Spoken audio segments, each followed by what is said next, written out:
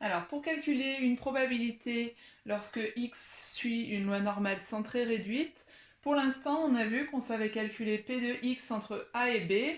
Ça marche très bien parce que la calculatrice le fait directement avec le NCD de AB.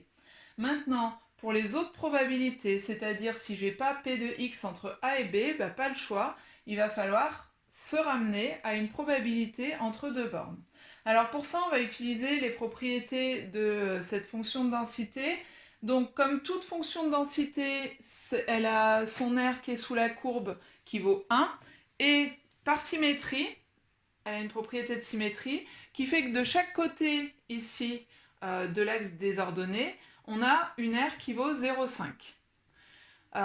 Et cette propriété de symétrie et le fait que ça fasse 1 sous la courbe, ça va faire qu'on va être capable toujours de se ramener à un P de x entre A et B. Alors par exemple, si on nous demande de calculer P de x plus petit que 1, comment faire? Alors il y a deux façons de faire. Il y a la façon un peu approximative, P de x plus petit que 1. Qu'est-ce que c'est? C'est l'air sous la courbe avant 1. Autrement dit, ce serait P de x entre moins l'infini et 1. Sauf que moins l'infini, je ne peux pas le rentrer.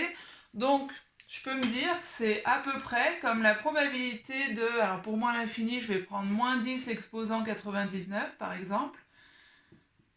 Et on va mettre la probabilité que x soit entre moins 10 exposant 99 et 1.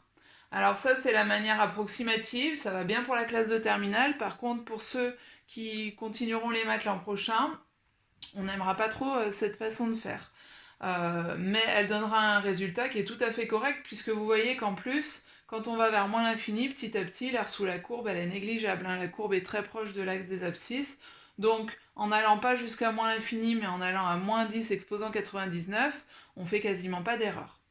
Bon, maintenant, si on veut faire de manière exacte. Alors, de manière exacte, on va découper notre R sous la courbe, comme on l'a fait au début quand on faisait des calculs d'intégrale. On va le découper en prenant en compte, là, ici, le fait que la moitié de R sous la courbe fait 0,5. Du coup, je vais découper en me disant que mon R sous la courbe, c'est cet R-là, qui est quadrillé, qui vaut 0,5, plus ce bout d'air-là, qui est la probabilité que x soit entre 0 et 1. De cette manière-là, je me suis bien ramenée à un calcul que la calculatrice sait faire, parce que je vais lui taper 0,5 plus NCD avec mes paramètres 0 et 1. Donc de cette manière, pour n'importe quelle probabilité de x plus petit que ou plus grand que seulement, je peux me ramener à un calcul du type P de x entre A et B. Alors avec éventuellement 0,5 devant, et plus ou moins, selon que mon R est plus ou moins grande que la moitié de l'air sous la courbe. Alors un autre exemple, si on vous demande de calculer P de x plus grand que 0,7, P de x plus grand que 0,7, mon 0,7 il est là, donc on est en train de me demander de calculer cet R-là.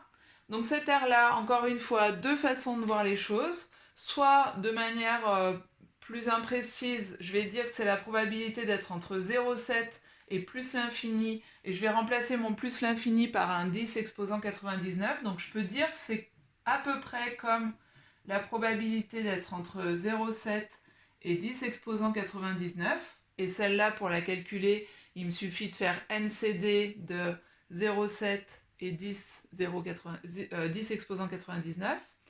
Maintenant, de manière exacte, je peux décomposer mon R. Alors, comment je vais faire? Ici, contrairement au cas précédent, on n'a pas plus que la moitié de l'air sous la courbe. On a moins que la moitié de l'air sous la courbe. Donc, je vais dire cette fois que c'est comme toute cette aire-là, c'est-à-dire 0,5. Mais à ces 0,5, il faut que j'enlève cette partie-là qui est en trop. Donc moins, cette fois, la probabilité d'être entre 0 et 0,7. Et là, je retombe à nouveau sur quelque chose que je sais calculer, parce qu'à la calculatrice, je vais faire 0,5 moins NCD de 0,7.